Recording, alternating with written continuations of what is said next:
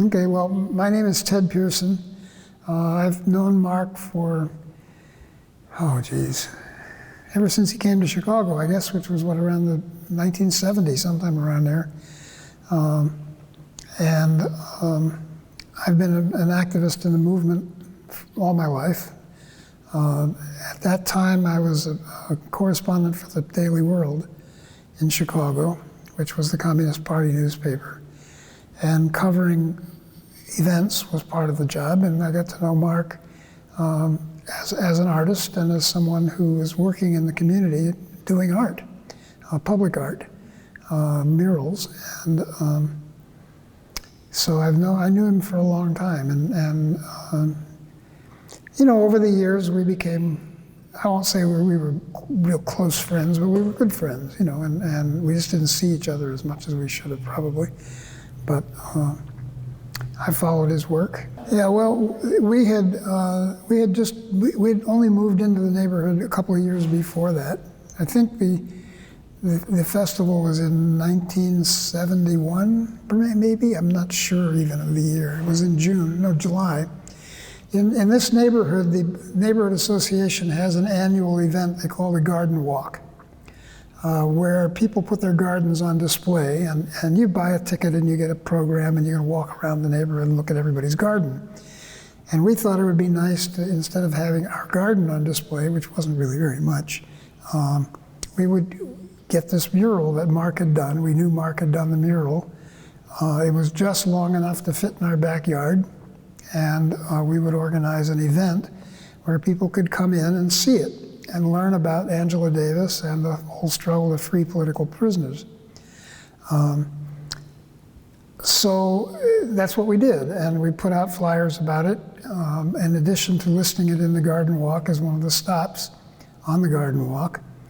And a lot of people came and saw it. We had refreshments. We had, in fact, an activist in the neighborhood by the name of Dick Brown, Richard Brown, had organized, he knew everybody in the neighborhood. He had gotten several cases of beer from the Meisterbrau brewery for nothing, and they donated.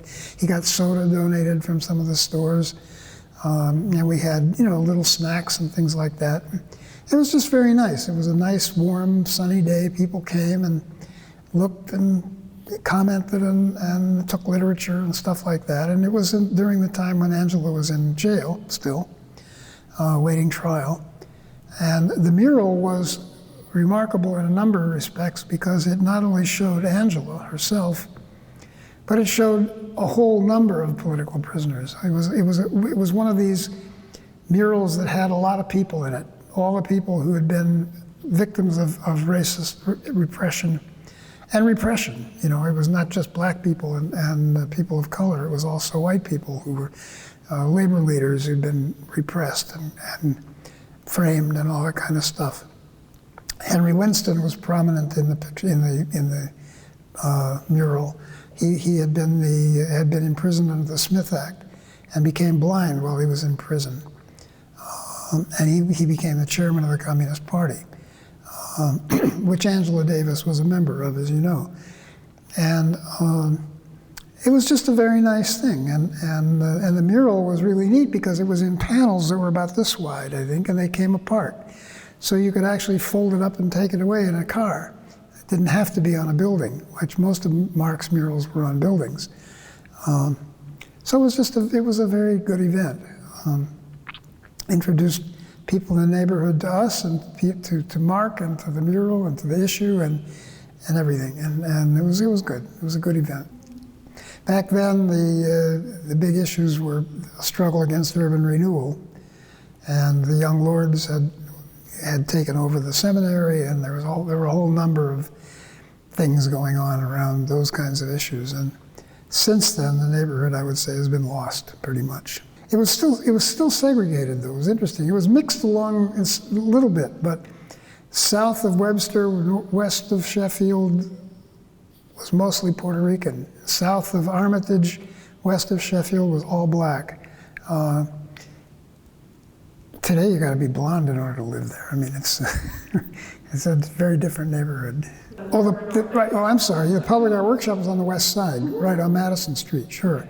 You know, that one of the things that really was remarkable about Mark was he always had young people around him. He would always bring in young people to work on the murals. He never did these things by himself.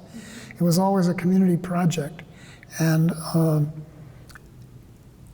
he was an organizer in that sense and a promoter. He had great ideas, and he could bring things together, bring people together, get people moving, and get it going. You know, he had a little trouble sometimes keeping it going, but with art, it wasn't that kind of a problem. You know, a mural, once it's done, it's done. And his murals were also, I thought, very interesting. I'm not an artist. There's the great Mexican mural tradition of Diego Rivera, which Mark did not follow particularly, I don't think. He was more, I know he worked with Siqueiros, and his murals, instead of having millions of people in them the way Rivera's do, not literally millions, but you know what I mean, masses of people, Mark could have 2 or 3 prominent figures that somehow everybody could identify as representative of masses of people. So, for example, he did this one, Protect the People's Homes. Have you seen that? I know it's gone, but there's photos of it up on the north side where he had just one person putting his arm around the homes and protecting them, kind of, which was symbolic of everybody, that whole fight against urban renewal in that neighborhood.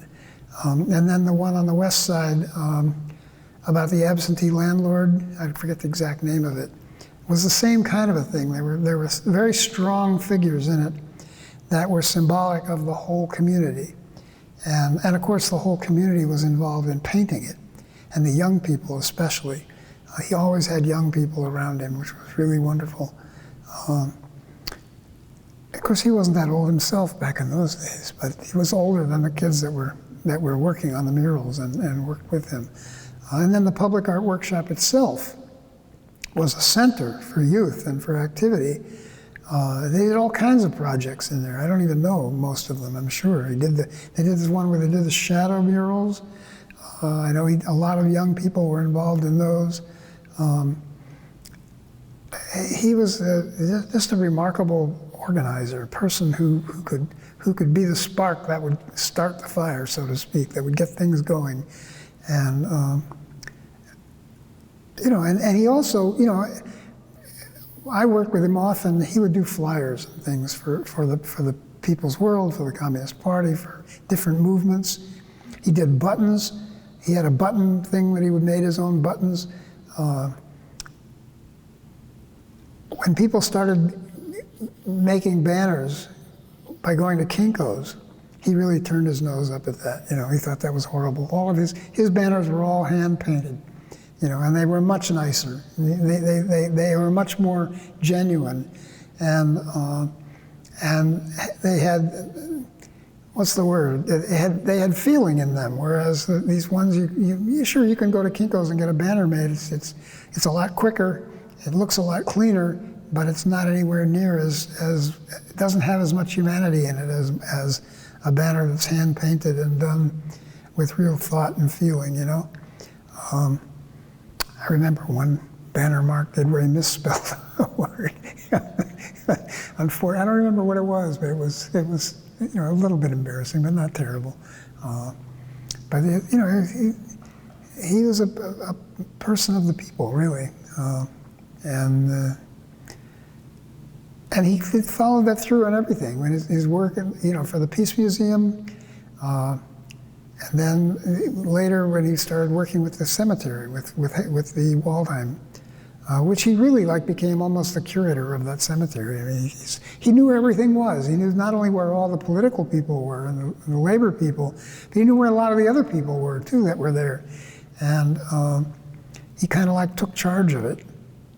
It went through some pretty rough time, you know, when people started stealing stuff. They stole the fence around the cemetery. It was ridiculous. I had never heard of any such a thing. But I think that was when Mark really got involved in it, you know, and decided something had to be done to save that place as a historic landmark, really. It should be a national historic landmark because there's so many people there that had such an impact on history.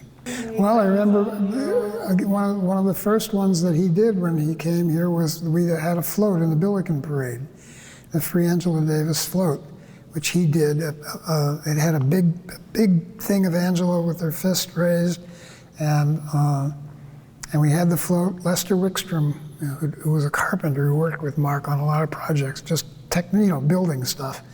I think his car was pulling it, and the car broke down, as I remember, during the parade. We had a big kind of a crisis, and the kids that were with us pushed the thing so that we wouldn't miss the whole parade. I remember that, and just everything that was going on in Chicago in one way or another. If it needed a flyer, if it needed a banner, if it needed a button, Mark was involved in it, and you could see his style was very distinctive. So you could tell that it was Mark's work. It wasn't just anybody, He also, as I recall, connected with a lot of the other muralists in Chicago. Although I don't know them. He knew them, and I get the feeling that he worked with them on different projects. Perhaps many of them are gone. I don't know how many people are left that would remember him, because that was a different era, really. The tradition of mural painting in Chicago is still very much alive. I don't know how many people really relate to Mark's legacy in that.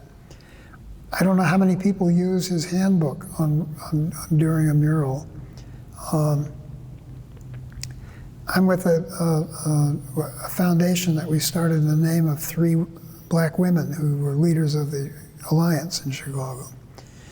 And one of our projects, which was initiated by a guy in prison actually, is to do a mural of political prisoners in a neighborhood in Chicago, but we can't get it off the ground. That we're missing Mark. See, now Mark would have taken an idea like that and he would have run with it. He would have gotten the money, he would have gotten the people, he would have put it together. We've got the money, but we don't have the people. We don't have the talent, the ability, and Mark would know who the people are and where they are and would get them going. And I'm looking forward to when this fellow whose idea it was gets out of prison, which is going to happen in a year or so. Maybe he'll take it on and become the new Mark, and help organize that project, because it's something that needs to be done, and it would be a real contribution to the movement to do that, I think. It's almost hard to describe. You have to catch it on film, I think, if you have any film of him being interviewed or anything.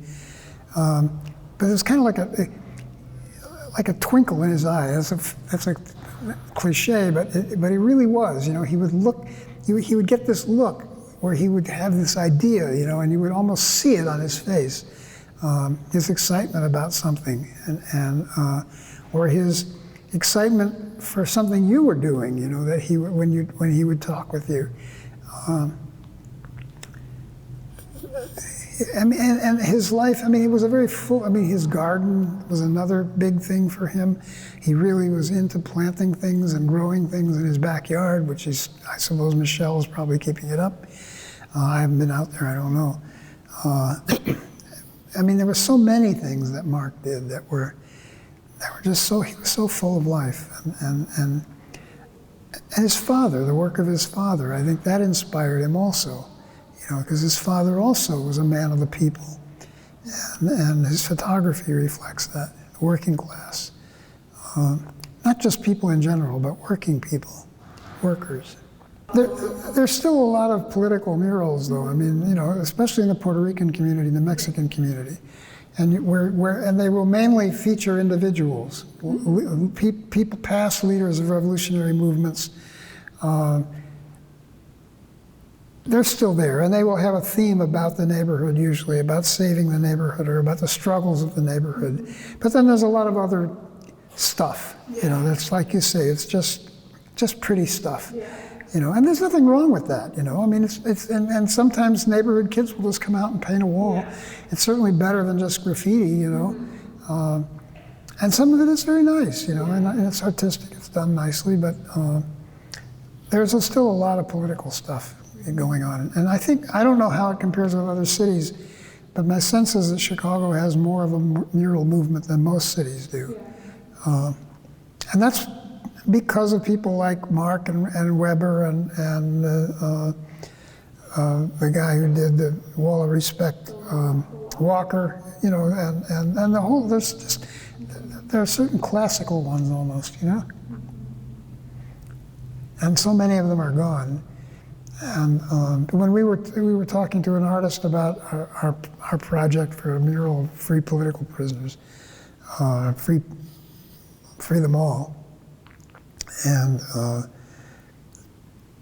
because the question had come up about doing a billboard, you know, instead of a mural, and a billboard is very temporary. And this person said, the artist said, well, you know, murals are temporary too. There are no murals that last forever. And most of them don't last more than a couple of generations at most, you know, if that, you know, and all the marks are gone. And most of the others are gone. Now, there's the ones, have you seen the one at UE? Do you know where UE is? 37 South Ashland. It's the United Electrical Workers. And they have a mural on the inside, all up and down the stairs. I think they have one outside also. I'm not sure. And Mark didn't do it. I think the guy who did it was, I think Ray Patlan might have done it, but I'm not sure even about that. But the guy who would know would be the people at UE. They would know who did it. Mm-hmm. It's worth a trip looking at it, and because it has. It's more along the lines of the Rivera murals in the sense that it's got leaders of the union and the workers in the union and the, you know, it's lots of people in it, you know, lots of things going on, you know, but it's very nice. And it's because it's in a union hall, they can't tear it down. So, but if you would go back to the Daily World Archive, they probably have, you can probably find some of these photographs of Mark's work there. But I remember that one in particular being out there more than once while it was in the process, and the scaffolding was up, and all the kids were out there painting, and it was a warm period. You know, it was the summer. It was a real project. I mean, you could get the sense of everybody was involved in it. You know, it was, and that was Mark. He got people involved. He brought people together and got them involved. And he had this way of doing it, this way of looking at you that just, you couldn't resist him. You know, when he would have an idea, you just had to go with it. With it. Yeah, I think that's in his manual. He talks about how involving the people in the work. You know, so that it's a community project. It's not just an artist project. So I have it, and I'm waiting to be able to use it because it's got it all laid out. Not only how to organize the art, but how to organize the money, the scaffolding, everything, you know, how to get the building owner lined up, all that stuff you got to do in order to do a mural. Yeah. So it was really good that he not only knew how to do it, but wrote it all down and published it. And I remember working with him, you know, he asked me to write some of those. I don't remember which ones I wrote, but I know remember writing some of them ones. I think some of the communist leaders he didn't know that much about, and I wrote some of them. But he put that all together, and he got the Labor History Society involved in it, and well, it has to do with the unity of opposites, you know, and things coming together, and the product being different than all of its parts, the sum being greater than the sum of all the individual parts. And Mark was like that. He would bring people together, so that, for example, the fact that the trade union movement in Chicago now recognizes May Day as an international holiday and has an event every year at the Haymarket and organized the sculpture there in the Haymarket. That's not unrelated to the work Mark did around the cemetery and working with the labor movement to revive the memories of these guys that are buried there and the heroes of the labor movement and heroines of the labor movement that are buried there. So there's a dialectical relationship between them. That's what I'm trying to say. That one hand washes the other, and the result is something that's qualitatively different than all the little pieces put together, you know? So you have the cemetery, the Haymarket, labor. You know, for decades, labor wouldn't touch May Day. in Chicago because it was communist.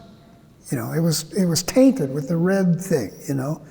Even though it wasn't a communist thing alone, it was a workers' thing. Everywhere in the world they celebrated May Day, which started in Chicago, except Chicago. And it didn't make any sense. And now that's different. And that's largely because of the work of people like Mark and people like Les O'Rear, who founded the Labor History Society, and the guy who's in charge of it now, I can't remember his name, it'll come to me. You know who I mean, though. Larry Spivak, right, you know, who keep the flame burning, you know, but that 20 years ago, or 30 years ago, that would have been impossible to do politically. It wouldn't have happened, couldn't happen. And Mark, you know, was part of that puzzle of putting it together and bringing something really new into being. And that's an interesting philosophical point about art in general, you know, and its relationship to movement in history. Because art doesn't stand by itself off in a corner. You know, it moves people if it's good. And so people in motion create new art too. You know, I mean, it's a process anyhow. Yeah, and then you mentioned the bench that we put up there. You know, Mark, we got this idea somewhere. We were out in Iowa. We went through this park in, I think it was Davenport or somewhere, and there were these memorial benches, all people that it was a nice idea. It was a beautiful garden, and you could sit and just enjoy the garden. And Kathy and I had this idea, you know, well, why don't we put a bench in Waldheim so people could just sit and think about all the people that were there. So we talked to Mark about it, because he was in charge of Waldheim, you know, after all. And he thought it was a good idea. Then we had to find a place for it, you know, and it was nearby all the other markers, and he organized all of that and got it going. And I think it's very fitting that his plaque is right in front of it now, which is good, because it was really his bench. I mean, our names are on it, but really, I mean, without him, it wouldn't have happened, so.